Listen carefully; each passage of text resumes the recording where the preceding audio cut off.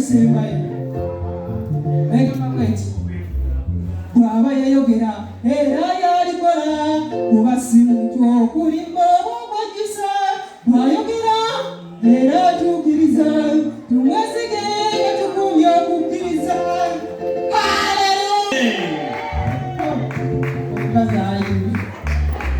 Yesu lwaki amafuta gakulukuseeko musayire. That's why even tukkiriza Katonda nti ekyamazima atukoze bulungi okuva gye gyatandikidde ku makya n'ekigambo ekisoosa mu first service ekyamazima nkiwuliddeko ne kikola bulungi nemanya nti Katonda ekyamazima ayina kugamba nti nyweza okukkiriza. Yensonga lwaki mbayimbidde oluyimba olugamba nti okukkiriza kibala kya muntu. That's why I sang for you a song that says that faith is a fruit of the Spirit. You can read for us the book of Galatians chapter 5 verse 22. Abagalatia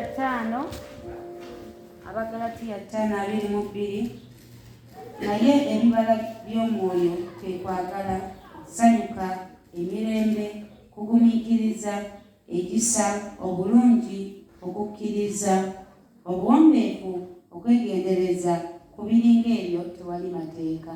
Yesu omulungi yeebazibwe. Ebyo Bayibuli etugambye nti bibala byaki? Bya mwoyo. Ate nga ffe nnyini ffe abalina okubibala. Naye olwaleero tugenda kulaba ku kibala kino kye bayita kuuki. Kyensaseeko nga bakimalayo nti kukkiriza. Mulokole okukkiriza kwo kuli kutya? How is your faith born again?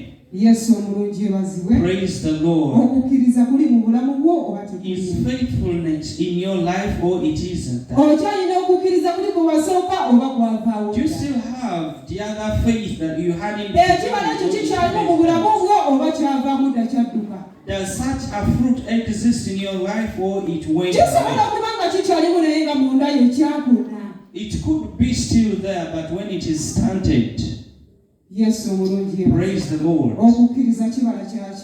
Faith is a fruit of the Spirit. What is faith? Yes, praise the Lord. What is faith? Faith is to see things that are not there as though they are there. Something that is distant, and you see it as if it is there.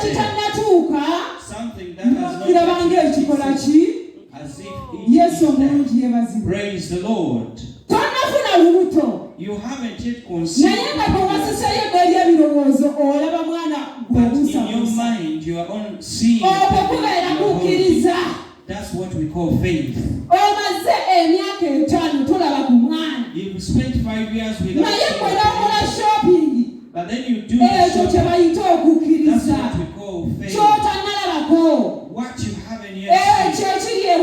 That thing that is happening. You pull it and you bring it closer to you. You go and make the shopping for the baby and they ask whether you are lunatic. Yes, praise the Lord. That's what we call faith. God expects us to be children of faith. Because we are in the world, and this life we are moving through, we are going through it because of faith.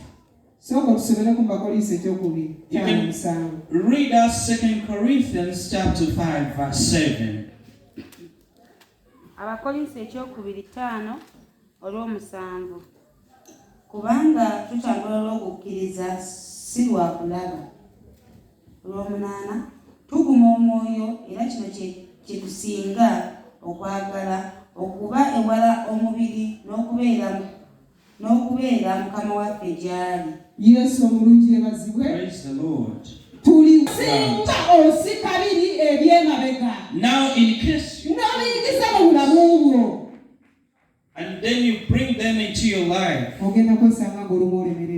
will realize that you have faith.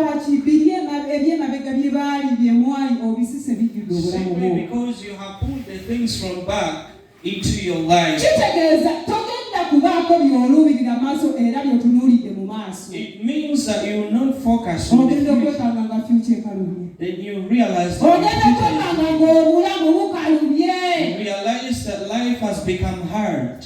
Yesu omulungi. Praise the Lord. Hallelujah. Amen. Ebiseera bisinga ndoza singa tulina okukkiriza tutwandegudde emitego gya mulabe sitaani. If we had a lot of faith, we wouldn't be falling into the traps of Tuwalizibwa, but we are misled. tutomera